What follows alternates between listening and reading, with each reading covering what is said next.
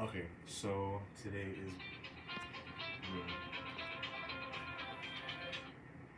Okay. today is October 22nd. We are gonna be talking about HSIs. The first question I have is, sorry for the back. I've never done an interview. In your view, how do HSIs near the U.S.-Mexican border demonstrate their designation and support for undocumented students? Um, Wait, can you ask the question yeah, again? sorry. In your view, how do HSIs near the U.S.-Mexico border demonstrate their designation and support for undocumented students? So just like in this question, like specifically, I think with your positionality also going at MSU and UNM, like have you seen like a difference in like resources, like different like ways institution has like responded to undocumented students? Yeah, I can't really speak to an MSU because since I went there as a grad student and I wasn't a like student who like lived and breathed the institution, I would only go up once a month. Um, I don't think that I ever got a real sense of like what kinds of support there was. I know that at some point they were looking at us for what kinds of things could they do, but the fact that they were on a different like side of the checkpoint was a big difference, right? And so there was a different kind of conversation, and so we connected them with like the New Mexico Dream Team and the Santa Fe Dreamers Project with folks that they could then do research because our institutions are very differently. But UNM specifically, I can tell you that there's a lot of work that has been done and a lot of work that needs to be done. But I think one of the best ways that institutions like UNM or HSIs can do to work with undocumented students and support them is to really look at their systems and see what can be shifted or changed so that students don't feel excluded or don't feel picked on, right? And so, or pointed out. So, for example, before we used to request on the admissions application, we requested the social security number. But you don't really need the social security number to be admitted. You do need it at some point to be like distinguished between a person A and person B. But even then, there's other ways to do that. And so now the UNM application says you can put either fill in the social security number or you can say I do not have one. And you don't have to give a reason there. They'll follow up with you individually to find out what it is based on your transcripts. They may not even contact the student if the student says, I don't have a social security number, but then they submit a New Mexico high school transcript. Then, there's those kinds of processes that then don't make students feel like excluded or like, oh, I don't have one, therefore I can't fill this out, right? And so that's one of those systemic changes that I think go a long way. Other things are like things that we do here at Center, right?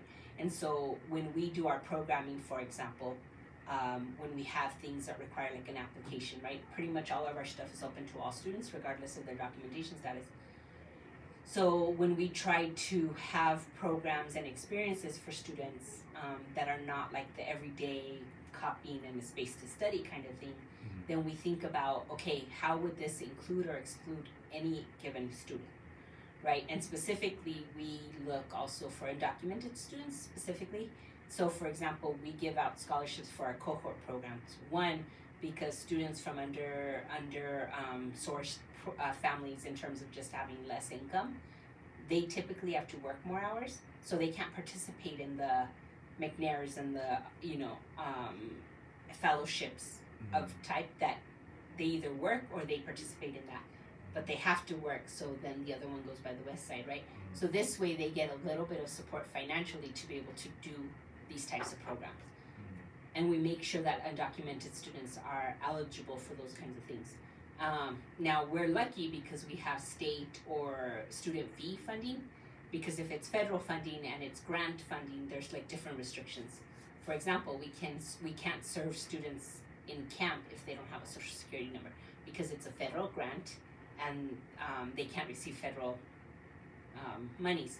However, HEP, because it's a K-12, and our laws in the United States that say that all students K through 12 have a right to an education.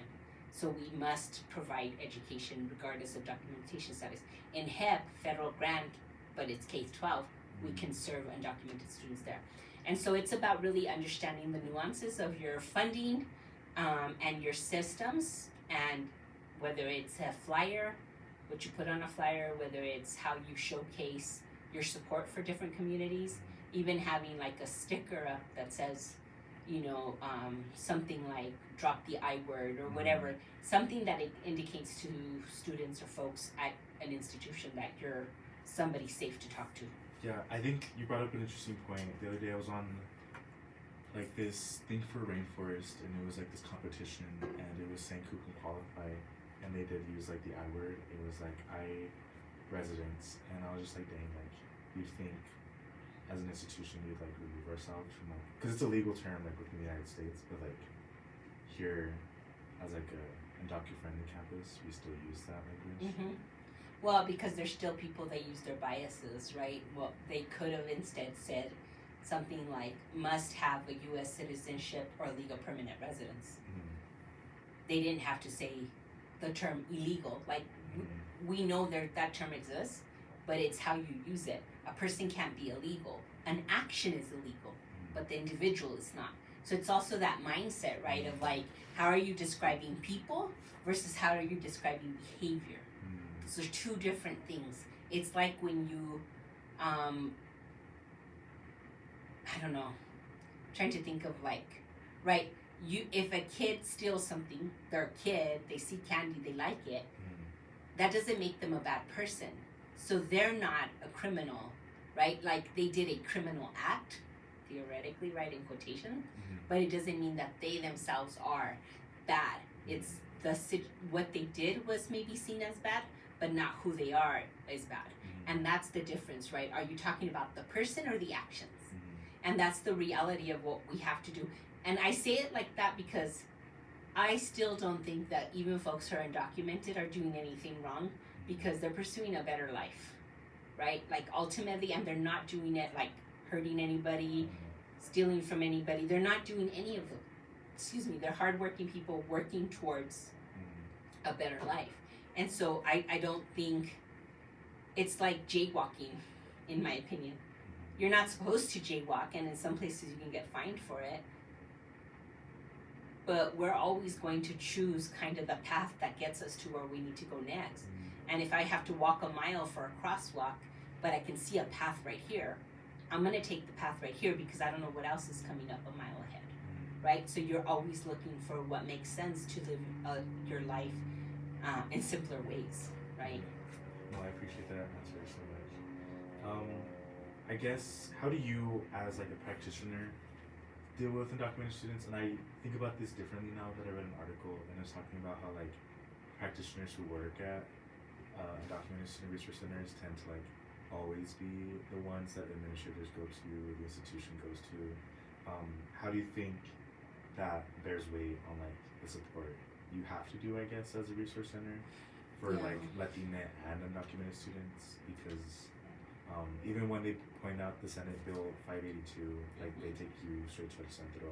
So it's like even undocumented students who aren't Latina like utilize this resource center. Yeah.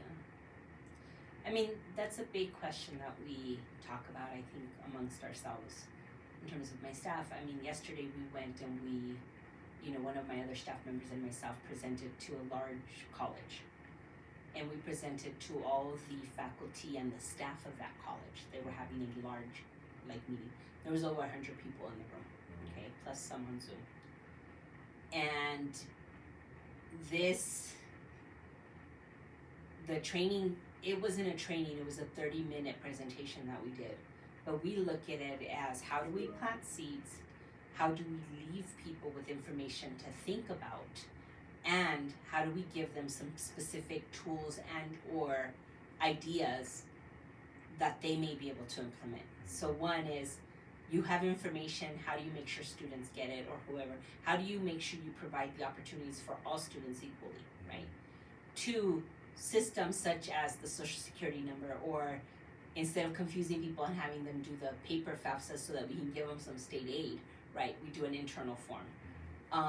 Or even just language, right? When a student comes up and says, hey, I need a transcript, and they're like, oh, give me your social, which thankfully we hardly do that. When I was an undergrad, your social was your ID number. Wow. And so everybody, like, your social would be listed, the last 5 digits of it, and that's how you got your test scores, right? We've come a long way to be able to say we use a banner ID number, right? And that banner ID is our student ID, and nobody ever needs to use anything else. But there are still instances where you go get now you can get a transcript online. Before you had to go in person, request it, and so it's about how do you remove some of those barriers. What kind of questions do you ask? What are questions that wouldn't be sensitive, like give me your social versus can I have your date of birth, right? So if you have their ID, a picture ID, a UNM picture ID, and you have their date of birth, you can confirm their identity. You don't need to get a social, right? So it's about recognizing what information you have access to and what information do you actually need to verify students' identities, right? As a student, not as a person, right? And so it's thinking through some of those things. And so it is challenging because we have to do education. When we do a 30-minute presentation, which we could actually do, 8 hours of training, right? We could do so much more. We do a section on this is who our undocumented students are. And we demystify the fact that they're all Latine, right? That they're all of some sort of Hispanic, Latino, Mexican-American background, but rather they're of all backgrounds. That we have, so one, we dispel that. We try to dispel that myth. Because I think that's also the case because we're a border state, right? Because we're a border state with Mexico, the assumption is that then all undocumented folks are from Mexico. The majority of folks aren't even from Mexico, right? It's not even just that they may identify as Latine. They may not identify as the closest border that we have. They could be from Ecuador, they could be from Guatemala, they could be from fill in the blank, right? But beyond that, it's not just within the continent of the Americas, it's worldwide. So we have a lot of Asian, a lot of, I could go on mentioning, right? And so people wanting to recognize that it's not a race or ethnicity that defines who our undocumented students are, right? And then the second piece is that it's easier for folks to often say, oh, well, if I can refer them to somebody who's going to do the job, then why doesn't it need to be a part of mine? It can go over there, right? And for some people that makes them feel good because they've referred a student. But what we need to do is, yes, we need to know where to refer students, and we need to educate ourselves so that we can give as much information as possible. Not just rely on sending them to El Centro, right? But really thinking about what am I doing in my world? As a faculty member, as a staff member in XYZ place, how am I being of service to the student besides just, because maybe El Centro is the right place, but it could be that it's the admissions office, it could be that it's the FRO, it could be that it's, right?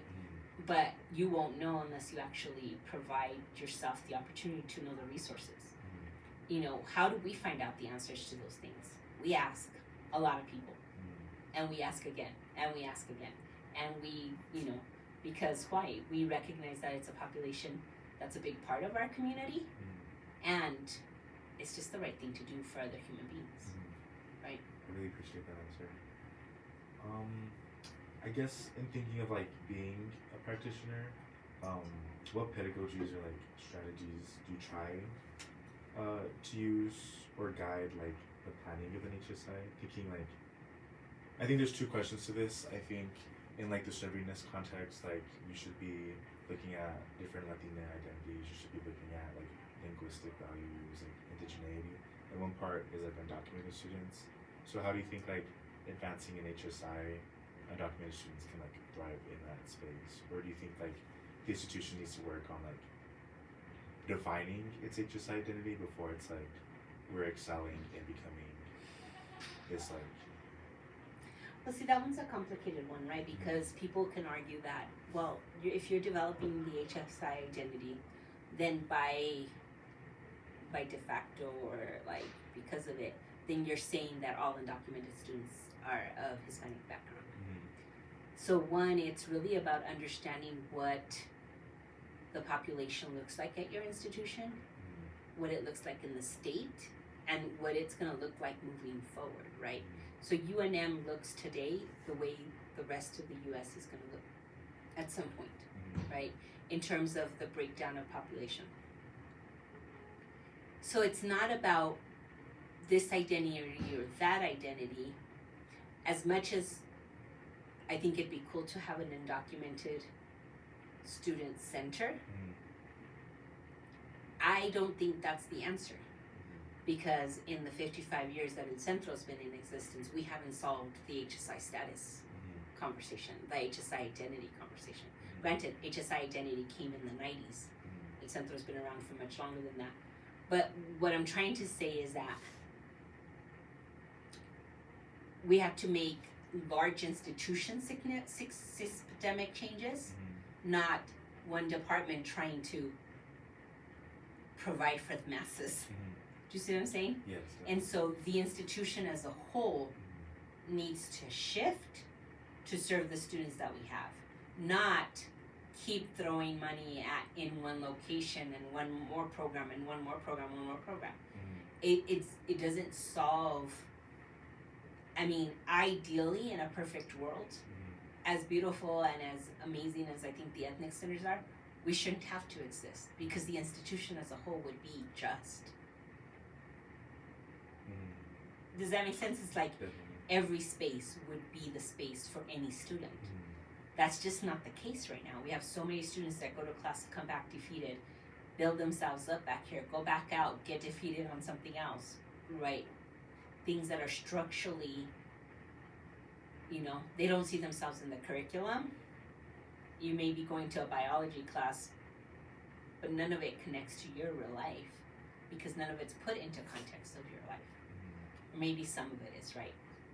So it's about understanding that. And so for me, it's not about another center, or it's about how as an institution are we working to find resolutions for the different populations that we have. No, yeah, I think that's like a really great point of bringing up like the ethnic centers, because you're right. If there was like justice, we're talking about this in Maryland too, like including justice on like the DEI framework, because that's like what we should be striving for. I guess I'm trying to think.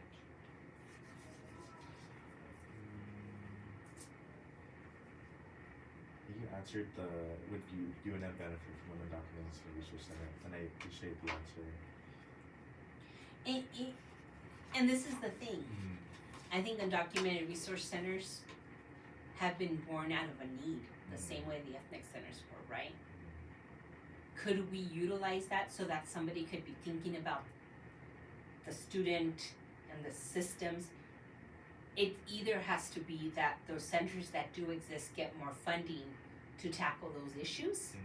And what I mean by issues is like, I could literally have 3 or 4 trainers who all they do is train campus-wide about undoing racism, who campus-wide do training about undoing biases, who campus-wide do training on changing your language, right, to support undocumented students, for example.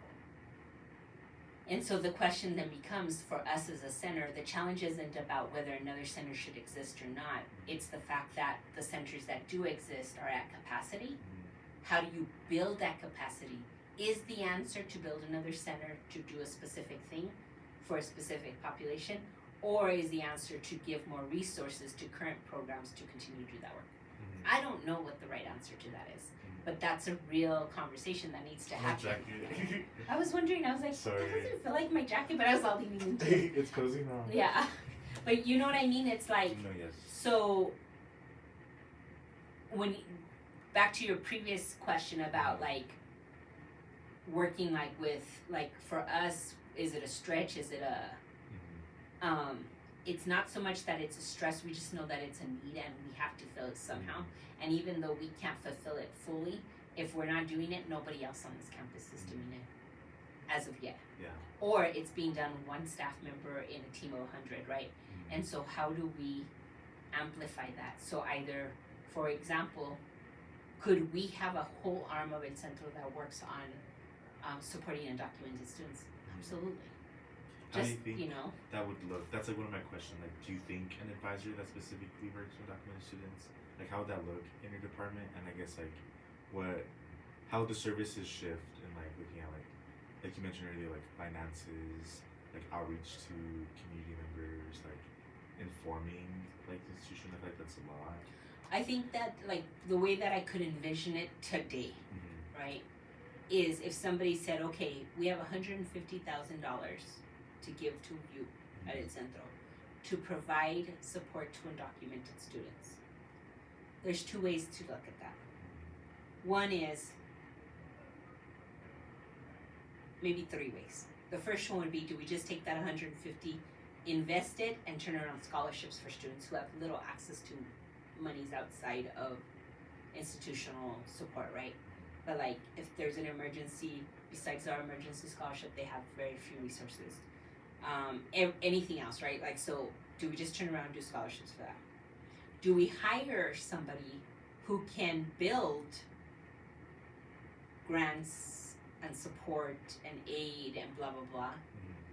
Do we hire somebody to provide programming support to specific students? Like, imagine if we could do like, hey, if you identify as undocumented, on August 5th, we're going to have an orientation about resources at UNM and how to maneuver UNM as an undocumented student, right? That I think would be so useful because students would know day one rather than day 4 years down the road, shit, all this time I could have gotten help at XYZ place, okay? So, is it that? Is it that you open up a brand new center to do its own thing? I don't think it's the third one. I honestly think that it's a mix of 1 and 2, where you take some of the funding to put towards people power and some of the funding to put towards immediate needs of students. Something that balances both. And so, yeah, could I see an arm? So for me, it wouldn't be an advisor. It would be another Alejandro, right? Or Cynthia, like at that level. The grade 13 at minimum, like let's say, I don't give it a grade, but a program manager that can really think about not just providing services, which is what an advisor would do, but rather somebody, or even like at Dani and Rodolfo's at a program specialist, what are they called now? Student Success Specialist Seniors. At their level, with both programming and service, right? But I think a program manager would be more ideal, or something at a higher level, because the intention would be for them to develop more resources. And you need time to fundraise, to put this stuff together, to do. We're right now trying to do it all, right? How do we shift that to have a little bit better? Imagine if I had Alejandro and Dani and a third person all working on really how we do fundraising, right? So it's just that process.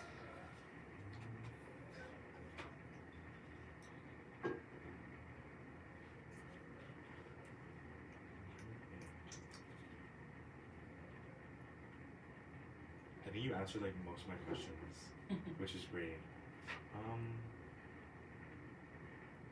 I guess in talking about like ethnic centers and like different diasporas, do you think like, I don't know how I'm gonna ask this, but like, do you think undocumented culturally responsive practices can like exist in like spaces outside of the ethnic centers? Like, do you think everyone could be informed, and like how do you think the institution can like directly like inform anywhere from like advisors all over to like administration?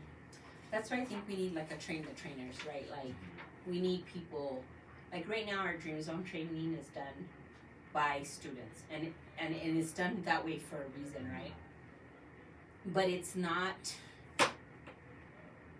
it's hard because like next semester there's only going to be one Dream Zone training the whole semester. You miss it, you don't get it. And so then how do we keep onboarding people in the right way when we don't have the trainings that we need to have? So if we can't have Dream Zone because one, it's not ours, it's the students, and if they can't provide it multiple times during the semester, it's a capacity thing, right? For them to do it and people not to show up, or for them to offer it once and hope that it gets full, right? And that, you know, so it's like a catch-22. But how do we provide like the type of even conversation that can go much deeper than what Alejandro and I present, right? And Dani and Cynthia, we're gonna start getting her, and we all have presented pieces of it, right? Excuse me. How do we? Because it is outside the ethnic centers, because a student can go to the cashiers, the front line of the one-stop registrars, whatever, right? And or they could walk into the president's office, and the person who's doing the greet could be here at the front desk, one of our student staff greeting folks, right? The languages that people use is super important. So it's down to that level that people need to be given the opportunity to be developed, professionally developed. Oftentimes, our frontline staff are the staff that don't do the professional development that some of the advisors do, or that some of the higher level staff do. But yet, they're the front staff, they're the first that are going to react. Oh, what do you mean you're undocumented? You don't belong here. But if they were never given the opportunity to live differently, then how are we? Do you see what I'm saying? So it's a little bit of both. The individual taking responsibility, but then us as an institution. I don't even know what I'm answering anymore. No, I get it's a complicated question, honestly. Yeah, because I'm still stuck on this idea of like, how do you expand it beyond? Like just race, because it is like, there's like data where like Canadians are being like a really big population of undocumented people, and it's like you don't even think like Canadians as like we talked about again, like they're not criminalized like other ethnicities are. Mm-hmm. So it's like, how do you go beyond the institution and navigate it based on like street race? Right. Canadians weren't just accused of eating cats and dogs. Mm-hmm. Right? Who was it? Black folk. Mm-hmm. Right? Like, so like,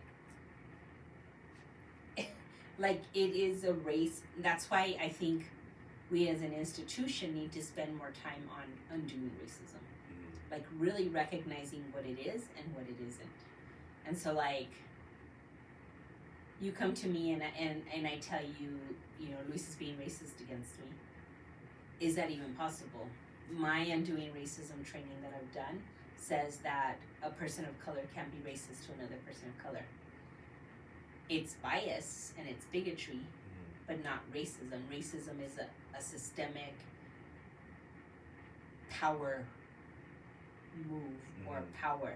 It's based on power and who has power, whoever's lighter, whoever's more male, who's ever XYZ, right? I don't know. Lots of questions more than answers. No, honestly. I guess the only thing, this isn't like written, but just like in reflecting on like the training, how do you feel like having as many undocumented staff as you do? Like, how do you think students feel when they hear that, I guess, and also like how do you think that like inspires them to like propel themselves in higher education? Because I do think that's really admirable to have like 3 full-time staff that like aren't afraid to talk about their documentation skills. Well, now I only have 2. 2, right? But 2. Had 3. Yeah, and I think that's a conversation, right? Is that I don't think I've ever said this out loud, but it's a fear. It's a fear for me in the sense that this space even becomes more of a need to be a safe space, a sanctuary, if you will, when it comes to not allowing folks from ICE to be here, or Immigration Patrol, or all of the things that encompass La Migra, right? And so it's challenging too, because when the DACA renewal is up for each person, I'm literally waiting. I mean, not like they are, because for them it's their entire life. For me, it's like, shit, we'll be down a person, right? But I can hire someone. They can't necessarily just remake their life, right? And so I'm not putting them on the same level at all of stress, but I go through a moment of, until I hear and they tell me my DACA was renewed. I've been extended for X amount of time. It's like this breath of like, whew, I'm not the one going through it. I know they are. But for me, knowing that at any given time, if DACA is rescinded, if DACA does not get renewed for the individual, thankfully right now, even with all the lawsuits, like DACA recipients are able to do renewals. But how long does that exist? I don't know. It's not something we control. So I would imagine that it's somewhat like some students that have mixed status families, where maybe they're a citizen or a resident, but one of their siblings or their parent isn't documented, and they're all in these mixed statuses. That's what we have here. Like, for all intents and purposes, without the... It's weird for me to say it like this, but, you know, we function as this type of familia. And so for me to say that one of my staff members would be removed from this country, it would be detrimental to us, right? It would be a completely different hit for their family, right? Because we could turn around and rehire in that position, but it's scary. It's scary because I don't know what's next, you know? Thank you. I think I'll stop there because the election scared me. I don't want to get into that because, but I really appreciate it's a whole other thing, but very influential too, because he was the president that tried to rescind it, and it's in a weird limbo space right now too. And it's done great things for so many people, but it's also kept people in limbo. So and gotten them to this place of like, you know, we now have people in all aspects having their full careers deal with this uncertainty, right? Like at the professoriate level, people are still... And then some. And then some.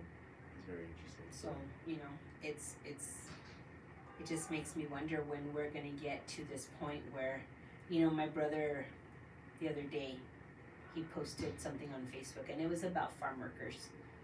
But basically it was like, you know, you don't appreciate what they do for us, and you know, if somebody's here and documented, like, I'm okay with that because I refuse to hate somebody for trying to do their best, right? It was kind of trying to combat the whole illegal, and it, you know, one of the community members, because they're part of the same community I grew up in, I think my brother went to high school with him, stated something like, yeah, well, I have no problem if they do it the right way and go through the process, right? There's a difference when you go through the process. But if the process doesn't allow a pathway, then the process has to be changed. But nobody's willing to have that real conversation about the fact that we need to change the process. Because why is it that from one country, people can get in much easier timeline, but when you look at Mexican and other darker skinned communities, for lack of a better word, the wait times are ridiculous, right? And there's just like, there isn't a path. Meanwhile, your life has come and gone and you're still waiting for a freaking... A yes or no. Or even just that you've been moved on to the next step. Right. I mean, it takes years and years. The step, I took a Latin American Studies class, and she outlined it, and it's just like convoluted, like it's... And so that's the question then becomes that, and I think people need to understand that when they make a statement like, oh, well, they need to do it the legal way, do it through the process doesn't actually work. It works for some. It doesn't really work for the majority of people. You know, and it's hard, right?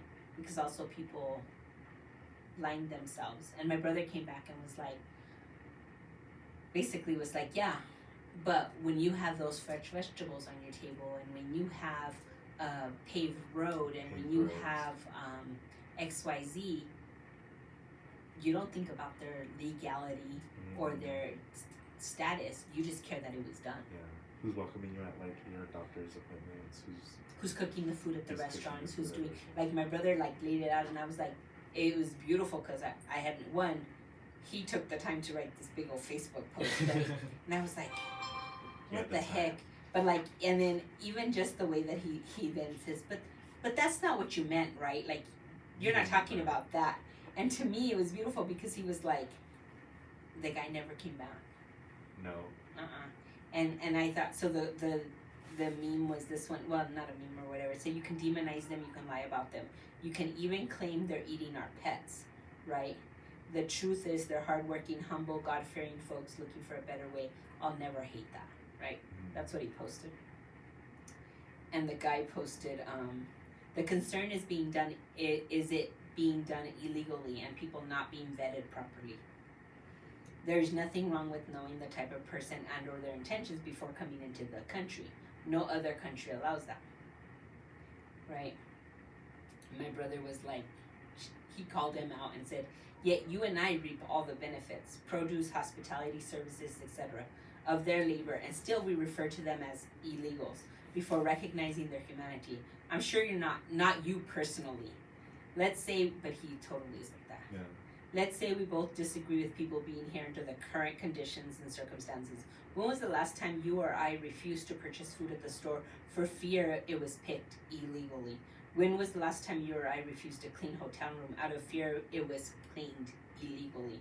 Or refused food from almost any restaurant for fear the food was prepared illegally? I hardly think those adamantly opposed to illegal immigration realize how much their everyday participation in society is shaped by people here illegally, and if they did know, who among them would change their way of life, right? And then he goes on, but at the very end, this time, why do we need to, like, they don't need to abide by our laws, we need to change our laws to fit the people. But anyways, he goes, but not that you're saying that. At the end, like, because he threw all this stuff out. And so it's like the system is broken was his next paragraph, right? Like, it's a whole paragraph. It's like the system's broken. This term of illegal or undocumented or whatever, people can't survive a broken system. So they do what, it's like the example of crossing the road, right? You get a ticket for it, but I'm going to take the risk because this is right here. I don't know what's over there. I know what's back here if you're coming from a place that's violent. I don't know what's in front of me. But I'd rather risk it there because at least it's a chance. Do you know what I mean? So, anyways, I'm feeling hopeful for the election right now. Let's stay on the hopeful vibe. But I've also not tried to do as much social media as much. I only get things if it's one of my siblings or whatever. To be honest, the only way I've been like interacting with it is through like SNL. Like, Oh. It's so good. Did you see the Mary Margaret one with Kamala? Yeah, No, it was funny. She's so funny. So yeah, I'm hopeful. I mean, regardless of who gets into the presidency, our system hasn't changed in how many years? And that's the piece that we need to, I mean, the 80s when we had wide mass immigration reform, or what was it when people could go get, there was it's called a thing.